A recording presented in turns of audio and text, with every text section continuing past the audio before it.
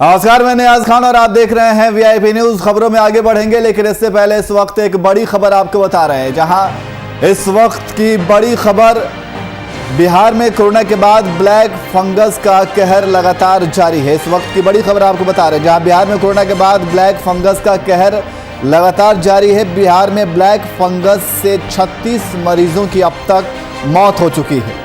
और पटना की बात करें तो पटना में बीते 24 घंटे में 18 नए मामले मिले हैं। एम्स में 98 संक्रमित को भर्ती किया गया है। तो पटना एम्स में 98 और IGIMS में 107 संक्रमित भर्ती। पटना से इस वक्त की बड़ी खबर आपको बता रहे हैं, जहां हर दिन तेजी से संक्रमण का आंकड़ा बढ़ता ही जा रहा है। तो हम ब्लैक फंगस की बात करें, जहां बिहार में कोरोना के बाद ब्लैक फंगस का कहर देखा जा रहा है। बिहार में ब्लैक फंगस से 36 मरीजों की अब तक मौत हो चुकी है।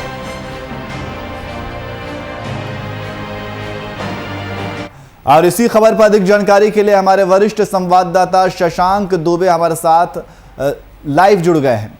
शशांक, जिस तरीके से देखा जा रहा है कि अब कोरोना के बाद ब्लैक फंगस का खतरा लगातार राज्य में बढ़ता जा रहा है, शशांक जी।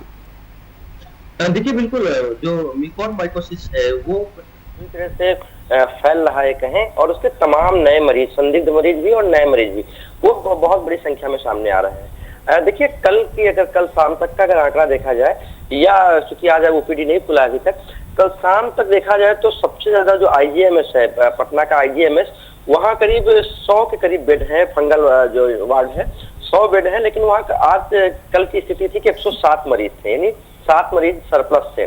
उसके अलावा जो पटना एम्स है वहाँ 75 बेड फंगस वार्ड के लिए बनाए गए हैं। तो उसमें करीब 75 के अगेंस्ट में 98 यानी 100 के लगभग मरीज वहाँ पर भर्ती हैं, जिसमें कुछ कोरोना पॉजिटिव हैं, जिनके लिए कोरोना वार्ड में भी इलाज उनका किया जा रहा है। उसके अलावा PMCH में भी 70 वार्ड है, वहाँ भी 19 है। तो अभी के समय में पटना के इन 3 बड़े हॉस्पिटल में, निजी अस्पतालों को छोड़ दिया जाए तो 225 से करीब सक्रिय जो म्यूकोरमाइकोसिस के पेशेंट है, ब्लैक फंगस के पेशेंट है, वो मौजूद है।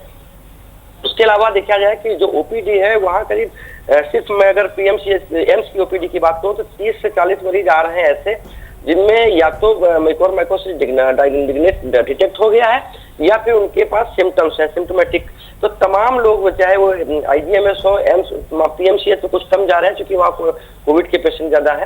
तो IGMS और एम्स, इन 2 बड़े अस्पतालों में बड़ी संख्या में मरीज OPD में भी जा रहे हैं, और वहाँ पे ये देखा जा रहा है, उनकी जो स्क्रीनिंग की जा रही है, तो बहुत तो माइल्ड केसेस है जिनको दवाओं से भी ठीक किया जा सकता है, बहुत के शुरुआती लक्षण है, लेकिन जिनको मॉडरेट और सीवियर है उनको भर्ती करने की जरूरत होती है। तो कहीं ना कहीं इतनी तादाद में लोग पहुंच रहे हैं, और बेडों की संख्या, यानी जो बेड है उसके ट्रीटमेंट के लिए फंगल वार्ड में, वो बहुत सीमित है। तो उसके लिए अब स्वास्थ्य महकमे में एक निर्णय लिया है कि जिन पेशेंट का इनिशियल ट्रीटमेंट हो चुका है उनको सिर्फ जो इंजेक्शन लेने हैं। देखिए, इसका इंजेक्शन जो है इन्फोटेरिसिन B वो देना पड़ता है, और सरकारी कोटे से मिलता है। तो स्वास्थ्य महकमे ने और अस्पताल प्रशासन ने ये व्यवस्था की है कि ज्यादा से ज्यादा मरीजों को हम भर्ती कर सकें, उनका ट्रीटमेंट कर सकें। इसलिए जिन मरीजों का शुरुआती ट्रीटमेंट हो चुका है, सिर्फ उनको इंजेक्शन लेना होता है, उनको घर भेज दिया गया है, और रोज आकर डे टू डे वाइज में इंजेक्शन ले रहे हैं। तो कहीं ना कहीं एक तरह से जो माहौल दिख रहा है कोरोना के बाद, हालांकि कोरोना जैसा स्प्रेड नहीं है, बढ़ा हुआ नहीं है, ये संक्रमण नहीं फैलाता है, लेकिन पोस्ट कोविड बहुत सारे लोग ऐसे आ रहे हैं जो पोस्ट कोविड सिंड्रोम के रूप में उनको म्यूकोरमाइकोसिस हो रहा है, और बहुत सारे ऐसे लोग आ रहे हैं जिनको कोई हिस्ट्री नहीं थी लेकिन उनको भी हो रहा है। तो तमाम चीजों को देखते हुए स्वास्थ्य विभाग ने तमाम कदम उठाए हैं, लेकिन महत्वपूर्ण है कि कल अगर बात की जाए तो 17 नए मरीज कल भी एम्स पहुंचे हैं, तो मरीजों की संख्या बहुत तेजी से आ रही है। जी शशांक, जैसा कि आपने बताया कि स्वास्थ्य महकमे की ओर से वो तमाम तरह के कदम उठाए जा रहे हैं ब्लैक फंगस से निपटने के लिए, लेकिन वहीं दूसरी तरफ ये भी खबर है कि दवाओं की कालाबाजारी और इंजेक्शन की कालाबाजारी भी शुरू हो गई है। देखिए नियाज, महत्वपूर्ण है कि जो म्यूकोरमाइकोसिस, यानी जिसको ब्लैक फंगस हम लोग कह रहे हैं, म्यूकोरमाइकोसिस के जो इलाज के लिए, ट्रीटमेंट के लिए जो इंजेक्शन आता है, जो सबसे ज्यादा कारगर माना गया, हालांकि एंटी फंगल दवाइयां भी दी जाती हैं, जो कि तो म्यूकोरमाइकोसिस के ट्रीटमेंट के लिए जो एम्फोटेरिसिन B दिया जाता है, वो मार्केट में उपलब्ध नहीं है। उसकी गवर्नमेंट सप्लाई है और गवर्नमेंट उसका कोटा शिफ्ट करता है। दिक्कत की बात कहाँ पर आ रही है कि अस्पताल प्रशासन की भी कहना है कि उनको समस्या यहाँ पर आ रही है कि जो डेली रिपोर्ट बन के जाती है स्वास्थ्य विभाग के पास, उस रिपोर्ट पर मरीजों की संख्या के आधार पर स्वास्थ्य विभाग जो एम्फोटेरिसिन बी है उसकी आपूर्ति करता है, जिससे कहीं ना कहीं उनको नए मरीज आ जाने पर परेशानी होती है क्योंकि उनके पास स्टॉक नहीं रहता है। तो दवाओं की कमी है और दवाओं की कमी है और स्वास्थ्य विभाग पूरी तरह से जो मुख्य दवा है, देखिए बाकी दवाएं एंटी फंगल बहुत सारे टेबलेट्स हैं, बहुत सारे और वायरल चीजें हैं और वायल्स हैं और इंजेक्शन हैं, लेकिन जो मुख्य जिससे इलाज हो रहा है जब सीवियर और मॉडरेट केसेस में वो है एम्फोटेरिसिन बी। एम्फोटेरिसिन बी की जो कालाबाजारी की बात नहीं हो सकती क्योंकि वो सरकार के कोटा से दिया जाता है और सरकार के पास चूंकि दवाइयों की कमी है इसलिए डे टू डे रिपोर्ट के आधार पर अस्पताल की दवाई सप्लाई की जा रही है। तो मैं कह सकता हूँ कि दवाई की कमी है। दूसरी बात आपने जो कालाबाजारी की कही या स्टॉक होर्डिंग की बात कही, निश्चित रूप से कुछ टेबलेट्स जो हैं, जो ओरल टेबलेट्स हैं जो एंटी फंगल दिए जाते हैं या कुछ स्प्रेज वगैरह है, उनकी कहीं ना कहीं शॉर्टेज है मार्केट में और इसका यही कारण बताया जाता है कि लोगों ने इसको स्टॉक किया है या कालाबाजारी की जा रही है इसकी। लेकिन अभी तक कोई ऐसा मामला नहीं पकड़ा गया जिसमें अन्य दवाइयों की, चूंकि एम्फोटेरिसिन बी जो महत्वपूर्ण दवाई है वो सरकारी सप्लाई है, बाकी दवाइयों के बारे में कहा जा रहा है कि कमी देखी जा रही है और इसका एक कारण कालाबाजारी है। जी शशांक जी, लेकिन मैं बात कर रहा हूं कि जिस तरीके से कोरोना का जो दूसरा वेव शुरू हुआ था, जो 30 से 45 दिनों का जो समय था और इसमें जिस तरीके के हाहाकार मचे हुए थे, ऑक्सीजन की कमी थी, इंजेक्शंस की कमी थी, वैक्सीन की कमी थी और रेमडेसिविर की कालाबाजारी शुरू हो गई थी, ऑक्सीजन की कमी की वजह से उसकी भी कालाबाजारी शुरू हो गई थी। तो क्या इससे सबक सीखते हुए सरकार को, जैसे ब्लैक फंगस की अब बात कही जा रही है, इसमें भी कालाबाजारी की बात आ रही है, तो समय रहते सरकार को क्या एक अच्छा कदम उठाना चाहिए ताकि कालाबाजारी रुक सके? एक टास्क फोर्स बनाया था जो कि ऑक्सीजन के ब्लैक मार्केटिंग या ऑक्सीजन के कहीं ना कहीं कालाबाजारी कह लीजिए, ओवर प्राइसिंग की बात कर लीजिए या उसको स्टॉक करके ब्लैक में बेचने की बात कर लीजिए, इन तमाम चीजों को लेकर एक टास्क फोर्स का गठन किया था और तमाम चीजों पर निगरानी रख रही थी। वही टास्क फोर्स दवाइयों के और जो भी मेडिकल इक्विपमेंट्स हैं या मेडिकल सपोर्ट की चीजें हैं, लाइफ सपोर्ट ड्रग्स हैं, इन तमाम चीजों का जो कालाबाजारी कहें या ब्लैक मार्केटिंग कहें, जो भी उसका नाम दे, जमाखोरी कहें या फिर उसका डुप्लीकेसी कहें, इन तमाम चीजों पर वो संस्था नजर रखे हुई है। देखिए ब्लैक फंगस की जो दवाइयों की बात आ रही है, ब्लैक फंगस की दवाइयों में सबसे बड़ी समस्या आ रही है कि उसकी सप्लाई कम है, क्योंकि देखिए तमाम चीजें जो नई आती हैं उसके लिए सरकार पहले से तैयार नहीं होती है। जैसे कोरोना के लिए इतनी ज्यादा संख्या में पेशेंट आ जाएंगे, सरकार तैयार नहीं थी और उसके लिए जो संसाधन थे वो कम थे। उसके बाद सरकार ने संसाधनों को जुटाया, उसमें जो लूप्स थे उनको फुलफिल किया गया, कालाबाजारी इन तमाम चीजों को अंकुश करने के लिए एक मैकेनिज्म बनाया गया।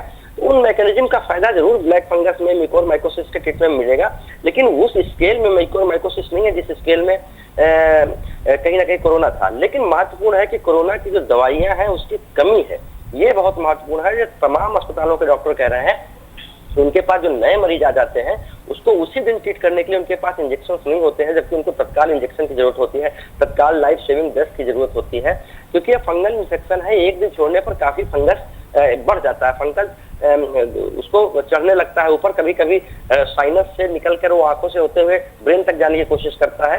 नई रिसर्च बता रही है कि वो ब्लड के थ्रू तमाम ऑर्गन्स में जा सकता है, तो उसको तुरंत ट्रीटमेंट की एंटी फंगल इंजेक्शन जो है, और जो सबसे कारगर इंजेक्शन अभी भारत के अंदर है वो एम्फोटेरिसिन बी है और उसकी काफी कमी है। तो सरकार को वो देना होता है, वो मार्केट में, ओपन मार्केट में नहीं है जिसकी ब्लैक मार्केटिंग हो, लेकिन अन्य जो दवाइयां हैं उसकी जरूर कहीं ना कहीं सरकार को ध्यान देने की जरूरत है। जी शशांक जी, बहुत बहुत शुक्रिया तमाम जानकारी के लिए। तो बिहार में कोरोना के बाद ब्लैक फंगस का कहर देखा जा रहा है। आपको बता दें कि बिहार में ब्लैक फंगस से अब तक 36 मरीजों की मौत हो चुकी है और पटना में बीते 24 घंटे में 18 नए मामले मिले हैं।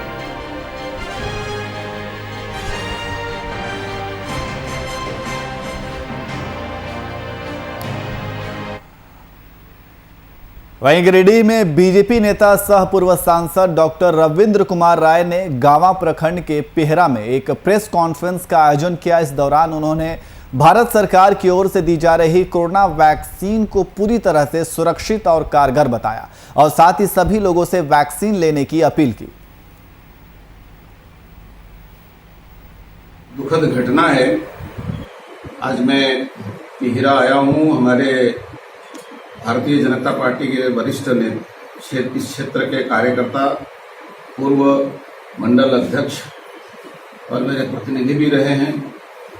श्री सौदागर साहब जी जो अपने बेटे के शादी के लिए बारात में जा रहे थे, रास्ते में कुछ असामाजिक तत्वों ने और योजनाबद्ध तरीके से उनके ऊपर हमला किया, मारपीट किया, छिनतई हुई। दुखद इस बात की हुई कि उस परिवार में के कुछ महिलाओं के साथ भी बदतमीजी की गई और मैं समझता हूँ ये कुछ असामाजिक मानसिकता के जो लोग हैं उनके द्वारा इस प्रकार की घटनाएं गांवा प्रखंड के समाज जीवन को कलंकित करता है और यहाँ की सामाजिक सौहार्द को भी बाधित करने का काम करता है। ऐसे असामाजिक मानसिकता के लोगों पर और आपराधिक मानसिकता के लोगों पर पुलिस कार्रवाई करे। मुझे जानकारी मिली है पुलिस ने लीपापोती करने का प्रयास किया है, स्थानीय पुलिस ने। बहुत ही दुखद घटना है। आज मैं तिहिरा आया हूँ। हमारे भारतीय जनता पार्टी के वरिष्ठ नेता वहीं कोरोना की दूसरी लहर का संकट झारखंड में कम होना शुरू हो गया है, जिसके बाद संक्रमण का दर भी पहले के मुकाबले घट गया है। एक तरफ दूसरी लहर के दौरान युवाओं को कोरोना ने अपनी चपेट में लिया है, तो वहीं दूसरी लहर के बाद तीसरी लहर का खतरा मंडराना शुरू हो गया है।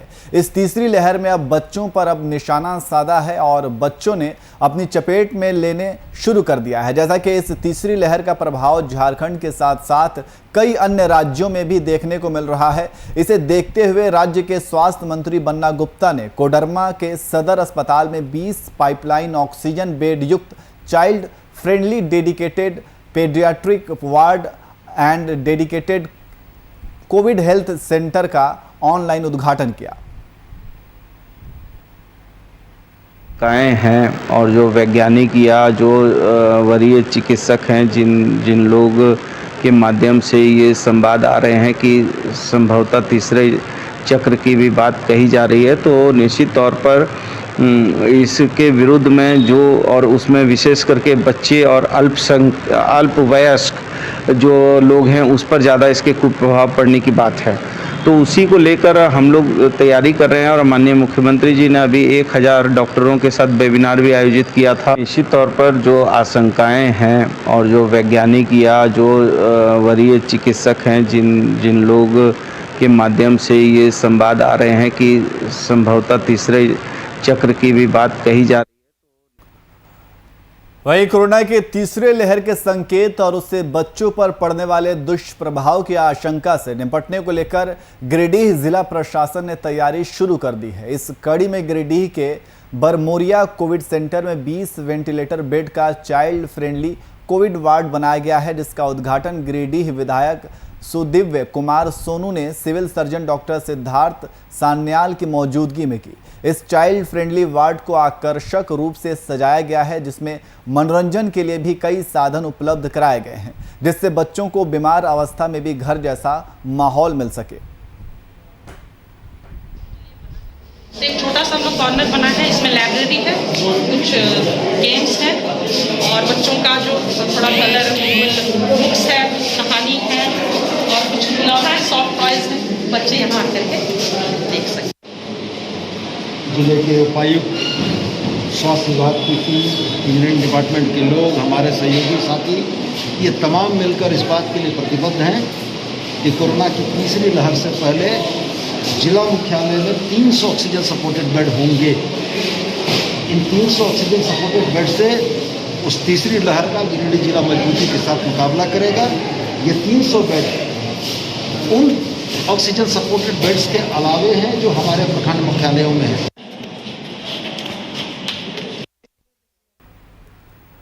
वहीं दूसरी लहर का प्रकोप कम होते ही अब तीसरी लहर की संभावना तेज होती जा रही है, जहां विशेषज्ञों का मानना है कि तीसरी लहर बच्चों को ज्यादा प्रभावित होंगे, जिसे लेकर युद्ध स्तर पर तैयारी स्वास्थ्य व्यवस्था की तरफ से की जा रही है। कुछ दिनों पहले उपायुक्त के निर्देश पर एक विशेष बैठक का आयोजन तीसरी लहर को देखते हुए किया गया, जहां इस बैठक में सिविल सर्जन समेत शिशु रोग विशेषज्ञ शामिल हुए और किस तरह से तीसरी लहर में सुरक्षित रहना है, इसे लेकर अपने विचारों को साझा किया गया।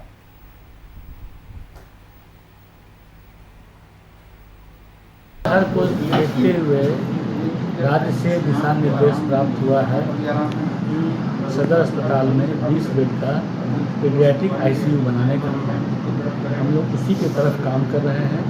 और साथ ही साथ उपायुक्त महोदय के निर्देशानुसार उनसे वार्तालाप के हिसाब करने के बाद कांतिलाल गांधी अस्पताल में भी हम लोग 50 बेड का पीडियाट्रिक आईसीयू बनाने जा रहे हैं। कारण हम लोगों का अभी हाल में उपायुक्त महोदय के अध्यक्षता में एक बैठक हुआ था, उसमें जमशेदपुर के शिशु रोग विशेषज्ञ लोगों ने भाग लिया था।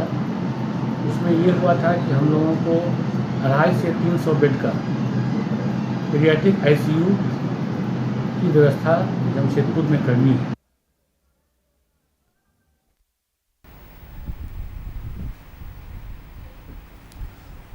वहीं दुमका जिला प्रशासन कोरोना संक्रमण से बचने के लिए गांव में लोगों को कोविड-19 वैक्सीन लेने के लिए प्रेरित कर रही है।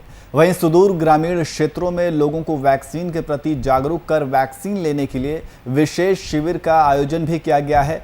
दुमका जिले में वर्तमान में कोरोना मरीजों की संख्या में कमी देखी जा रही है। वहीं जिला प्रशासन ग्रामीण क्षेत्र में रहने वाले गाँवों में पहुंचकर कोरोना वैक्सीन के लाभ के बारे में लोगों को बता रहा है। इस दौरान दुमका उपायुक्त राजेश्वरी बी अधिकारियों के साथ रानेश्वर प्रखंड के मेहंदीपुर पंचायत पहुंची, जहां उत्क्रमित मध्य विद्यालय मेहंदीपुर में जिला प्रशासन की ओर से कोरोना वैक्सीन को लेकर विशेष शिविर का आयोजन किया गया था। हम लोग मेहंदीपुर पंचायत रानेश्वर ब्लॉक में आए हुए हैं। यहाँ पे ब्लॉक के द्वारा टीका का शिविर लगाया गया है। ऑलरेडी 40 लोग यहाँ पे टीका लिए हैं और ये सभी 45 वर्ष से अधिक हैं। पूर्व में ये लोग नहीं लिए थे, इनके मन में डर था कि टीका लेने से कुछ नकारात्मक उसका इफेक्ट रहता है, बुखार चढ़ता है, बीमारी होता है। लेकिन अब ये डर उनके मन में दूर हो चुका है, क्योंकि वो देख रहे हैं कि जो भी टीका लिए हैं वो कोरोना महामारी से और ज़्यादा सुरक्षित है।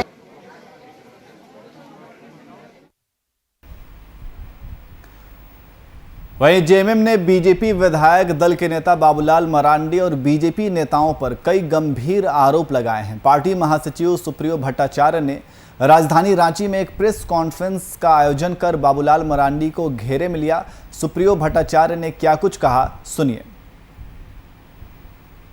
18-20 जब सरकार रघुवर दास जी की थी कि उनका जो मकान बना हुआ है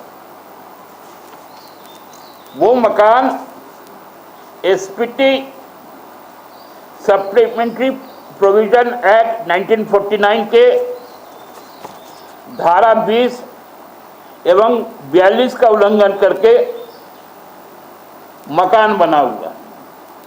ये उपायुक्त पाकुड़ ने अपने अंतिम निर्णय पे लिखा है कि उस मकान को यथाशीघ्र ध्वस्त किया जाए। वो बाबूलाल जी के आके बगल में बैठ जाता है। परिस्थिति जितनी जटिल है उस परिस्थिति को और भी जटिल बनाने में भारतीय जनता पार्टी के कुछ लोग तथाकथित नेतागण वो अपना पूरा योगदान इस प्रदेश में दे रहे हैं। 2019 के चुनाव का जब रिजल्ट आया, राजधनवार से जिनको वहां के प्रबुद्ध मतदाताओं ने अपना आशीर्वाद, अपना समर्थन देकर रांची भेजा श्री बाबूलाल मरांडी जी को, वो तब से आज तक राजधनवार नहीं गए हैं। अभी तक कोई खबर नहीं आई है कि वो राजधनवार गए। जब सरकार रघुवर दास जी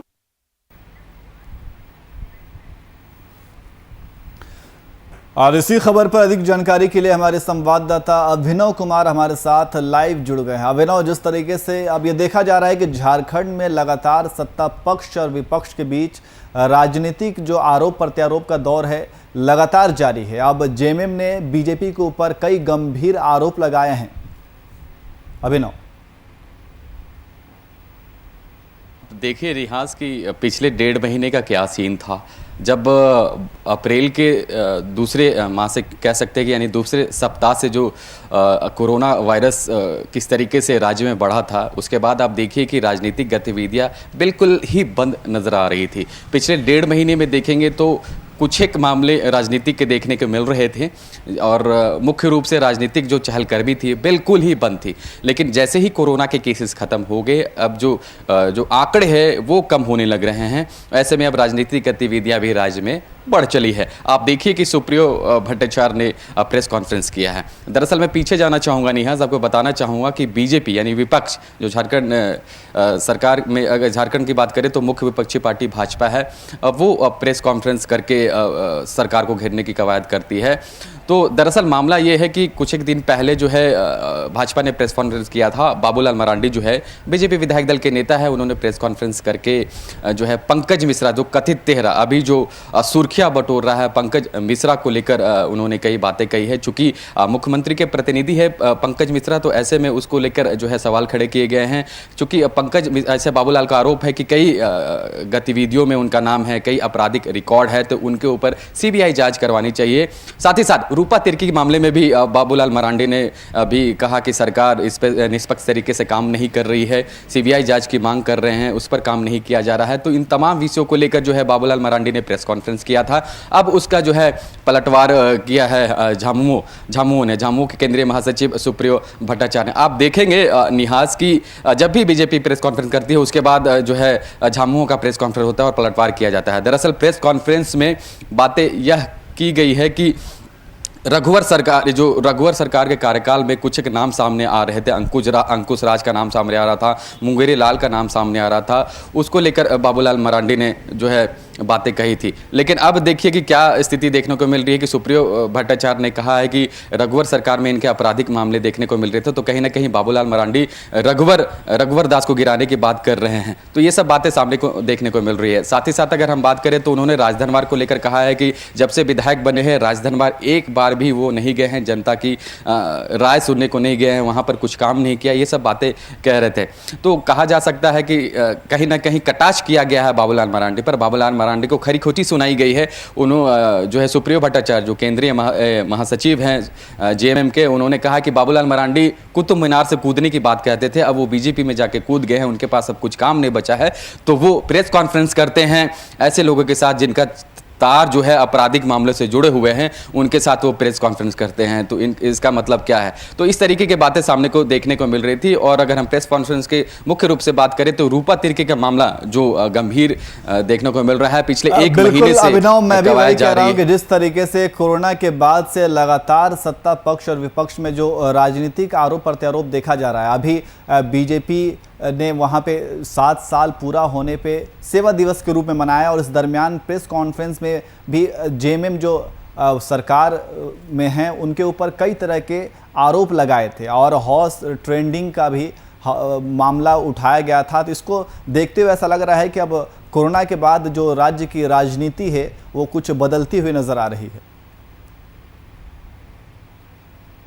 आप देखिए कि किस तरीके से राजनीतिक सरगर्मी, मैंने आपको बोला कि आप पिछले 1.5 महीने का आप देख ले तो राजनीतिक गतिविधियां बिल्कुल ही कम देखने को मिल रही थी झारखंड में, चूँकि कोरोना काल चल रहा था और कई जो लोग हैं उसमें बिजी थे। तो ऐसे में राजनीतिक गतिविधियां आप देखेंगे कि बिल्कुल नहीं थी। लेकिन आप देखिए कि कोरोना के जो केसेस है निहाज बिल्कुल कम होने लग रहे हैं, आंकड़े एकदम घट गए हैं। ऐसे में आप देखेंगे कि प्रेस कॉन्फ्रेंस का जो दौर है वो शुरू हो चुका है। लगातार जो है सत्ता पक्ष और विपक्ष एक दूसरे पर छींटाकशी कर रहे हैं। चूँकि देखिए राजनीति है और राजनीति में लाजमी सी बात है कि आरोप प्रत्यारोप चलते हैं। सरकार अपने तरीके से काम करती है तो विपक्ष उस पर जो है सवाल खड़े करता है। तो शायद यही वजह है कि आप देखिए कि अब प्रेस कॉन्फ्रेंस का जो दौर है वो शुरू हो चुका है। बीजेपी की तरफ से प्रेस कॉन्फ्रेंस किया गया, नाम लिए गए, उसके बाद जो है सुप्रियो भट्टाचार्य ने प्रेस कॉन्फ्रेंस किया, बाबूलाल मरांडी को छींटाकशी बातें कही, साथ ही साथ कई ऐसे मुद्दे हैं उस पर बातें कही। हॉर्स ट्रेडिंग का भी मामला आप देखेंगे कि इससे पहले जब राज्यसभा का चुनाव हुआ था उस समय रघुवर दास का नाम सामने आ रहा था। तो कई ऐसे बातें सामने देखने को मिल रही है। और कुछ न कुछ मुद्दों को लेकर आप देखिए कि सत्ता पक्ष और विपक्ष में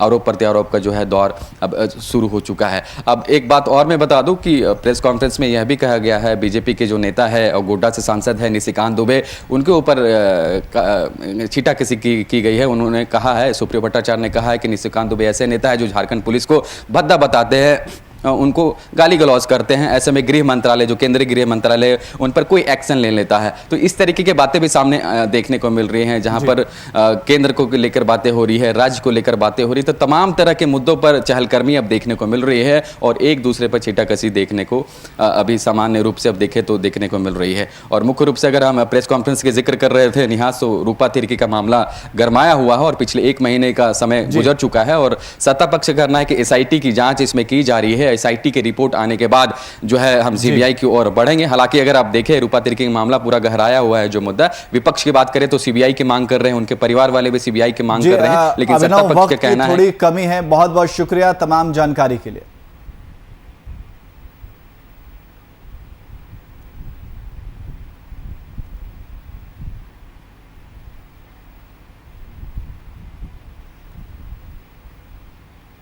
फिलहाल बुलेटिन में इतना ही। देश और दुनिया के तमाम खबरों के लिए देखते रहिए VIP